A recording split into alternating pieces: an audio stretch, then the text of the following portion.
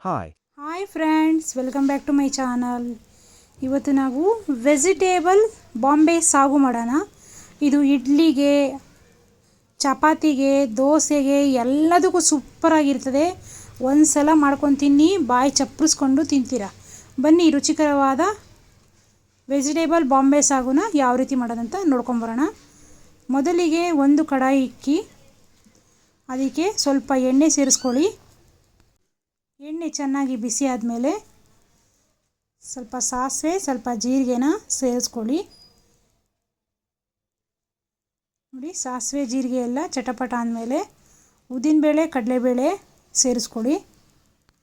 ಉದ್ದಿನಬೇಳೆ, ಕಡಲೆಬೇಳೆ ಒಂದೊಂದು ಸ್ಪೂನಷ್ಟು ಹಾಕ್ಕೊಂಡು ತದನಂತರ ಸ್ವಲ್ಪ ರೋಸ್ಟ್ ಆಗಲಿ. ಅದು ಸ್ವಲ್ಪ ಹಸಿಮೆಣಸಿನ್ಕಾಯಿ, ಬೆಳ್ಳುಳ್ಳಿ ಶುಂಠಿ ಪೇಸ್ಟು, ಕರಿಬೇವು, ಕ್ಯಾಪ್ಸಿಕಮ್ಮು, ಟೊಮ್ಯಾಟೊ, ಈರುಳ್ಳಿ, ಬೀನ್ಸು, ಕ್ಯಾರೆಟು ಇಷ್ಟನ್ನು ತೊಗೊಂಡಿದ್ದೀವಿ. ಈಗ ಉದ್ದಿನಬೇಳೆ, ಕಡಲೆಬೇಳೆ ಎಲ್ಲ ಚೆನ್ನಾಗಿ ಫ್ರೈ ಆಗಿದೆ. ಈಗ ನಾವು ಕರಿಬೇವು, ಹಸಿಮೆಣಸಿನ್ಕಾಯಿ, ಬೆಳ್ಳುಳ್ಳಿ ಶುಂಠಿ ಪೇಸ್ಟು ಇಷ್ಟನ್ನು ಸೇರಿಸ್ಕೊಂಡು ಸ್ವಲ್ಪ ರೋಸ್ಟ್ ಮಾಡ್ಕೊಳ್ಳೋಣ. ಈಗ ಒಂದು ಈರುಳ್ಳಿನ ಸಣ್ಣದಾಗಿ ಕಟ್ ಮಾಡ್ಕೊಂಡಿದ್ದೀವಿ, ಅದನ್ನು ಸಹ ಸೇರಿಸ್ಕೊಳ್ಳೋಣ. ಈರುಳ್ಳಿ ಎಲ್ಲ ಚೆನ್ನಾಗಿ ಫ್ರೈ ಆದಮೇಲೆ ಈಗ ಕಟ್ ಮಾಡ್ಕೊಂಡಿರುವಂಥ ಒಂದು ಟೊಮ್ಯಾಟೊ ಈ ರೀತಿ ಸೇರಿಸ್ಕೊಳ್ಳೋಣ. ಸಾಮಾನ್ಯವಾಗಿ ನಾವಿಲ್ಲಿ ಬಾಂಬೆ ಸಾಗು ಮಾಡೋದಕ್ಕೆ ಬಾಂಬೆ ಸಾಗು ಮಾಡ್ತಾರೆ. ನಾನಿವತ್ತು ಇಲ್ಲಿ ವೆಜಿಟೇಬಲ್ಸ್ ಬಾಂಬೆ ಸಾಗು ಮಾಡ್ತಾಯಿದ್ದೀನಿ. ಇದು ಆಲೂಗಡ್ಡೆ ಹಾಕಿನೇ ಮಾಡ್ತಾರೆ. ಈ ರೀತಿಯೂ ವೆಜಿಟೇಬಲ್ ಹಾಕಿನೂ ಮಾಡ್ಬೋದು. ಒಂದು ಸಲ ಮಾಡ್ಕೊಂಡು ತಿನ್ನಿ, ಸೂಪರಾಗಿರ್ತದೆ. ಇದು ಒಂದು ಸಾಗು ಎಲ್ಲದಕ್ಕೂ ಕಾಂಬಿನೇಷನಾಗಿ ತುಂಬ ಚೆನ್ನಾಗಿರ್ತದೆ. ನೋಡಿ, ನಿಮಗೆ ಇಷ್ಟವಾದ ತರಕಾರಿನ ಸೇರಿಸ್ಕೊಳ್ಳಿ. ನಾನಿಲ್ಲಿ ಗೆಡ್ಡೆಕೋಸು, ಕ್ಯಾಪ್ಸಿಕಮ್ಮು, ಬೀನ್ಸು, ಕ್ಯಾರೆಟು ಇಷ್ಟನ್ನು ಸಣ್ಣದಾಗಿ ಕಟ್ ಮಾಡ್ಕೊಂಡಿದ್ದೆ. ಅದನ್ನು ಸೇರಿಸ್ಕೊಂಡು ಚೆನ್ನಾಗಿ ಎಣ್ಣೆಯಲ್ಲಿ ಫ್ರೈ ಮಾಡ್ಕೊಬೇಕು. ನೋಡಿ, ಇವಾಗ ಒಂದು 1/4 ಟೀ ಸ್ಪೂನಷ್ಟು ಅರಿಶಿನ ಪುಡಿನ ಸೇರಿಸ್ಕೊಳ್ಳಿ.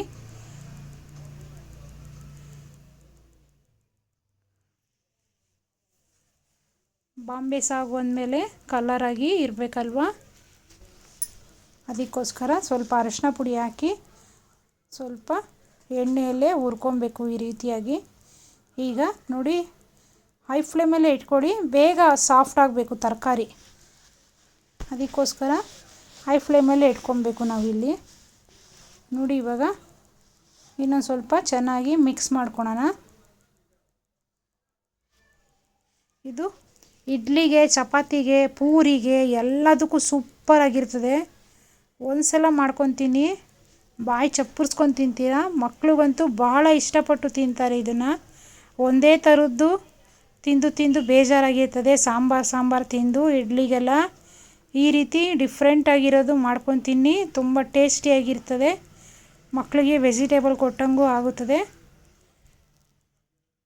ಟೇಸ್ಟಿಯಾಗೂ ಇರ್ತದೆ.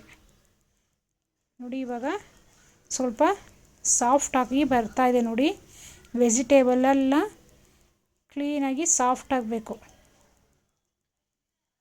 ಇದನ್ನು ಎಣ್ಣೆಯಲ್ಲೇ ಹುರ್ಕೊಂಡ್ರೆ ಕ್ಲೀನಾಗಿ ಸಾಫ್ಟಾಗಿ ಒಂದು 10 ನಿಮಿಷಕ್ಕೆಲ್ಲ ರೆಡಿಯಾಗಿ ಹೋಗುತ್ತೆ ಇದು. ನೋಡಿ, ಇವಾಗ ನೀರಿನ ಅಂಶ ಎಲ್ಲ ಬಿಡ್ತಾ ಬಂದಿದೆ.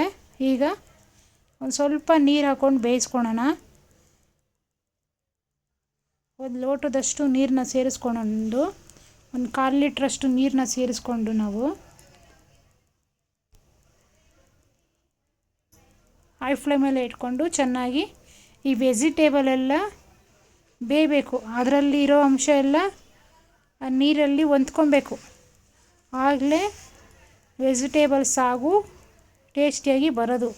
ಈಗ ನಾವಿಲ್ಲಿ ಕಡಲೆ ಹಸಿಟ್ಟನ್ನ 2 ಸ್ಪೂನಷ್ಟು ತೊಗೊಂಡಿದ್ದೀವಿ. ಗಂಟಿಲ್ದಿರ ಕಲಿಸ್ಕೊಬೇಕು ಇದನ್ನು. ನೋಡಿ, ಈ ರೀತಿಯಾಗಿ ಸೇರಿಸ್ಕೊಳ್ಳಿ. ಸೇರಿಸ್ಕೊಂಡು ಚೆನ್ನಾಗಿ ಮಿಕ್ಸ್ ಮಾಡ್ಕೊಬೇಕು ಈ ರೀತಿ. ನೋಡಿ, ಎಲ್ಲೂ ಗಂಟಾಗಬಾರ್ದು. ನೋಡಿ, ಎಲ್ಲೂ ಗಂಟಾಗಿಲ್ಲ. ನೋಡಿ, ಈ ರೀತಿಯಾಗಿದೆ ನೋಡಿ. ನಿಮಗೆ ಎಷ್ಟು ಗಟ್ಟಿ ಬೇಕೋ ಅಷ್ಟು ಪ್ರಮಾಣದಲ್ಲಿ ನಾವು ನೀರನ್ನ ಸೇರಿಸ್ಕೊಬೇಕು. ನಿಮಗೆ ಸ್ವಲ್ಪ ಇಡ್ಲಿಗೆ ತಿಂತೀರಂದರೆ ಸ್ವಲ್ಪ ಕಡಿಮೆ ನೀರು ಹಾಕ್ಕೊಳ್ಳಿ, ಚಪಾತಿಗೆ ತಿಂತೀರಂದರೆ ಇನ್ನೂ ಸ್ವಲ್ಪ ಕಡಿಮೆ ನೀರನ್ನ ಸೇರಿಸ್ಕೊಳ್ಳಿ. ನೋಡಿ ಈ ರೀತಿಯಾಗಿದ್ದರೆ ಸಾಕು.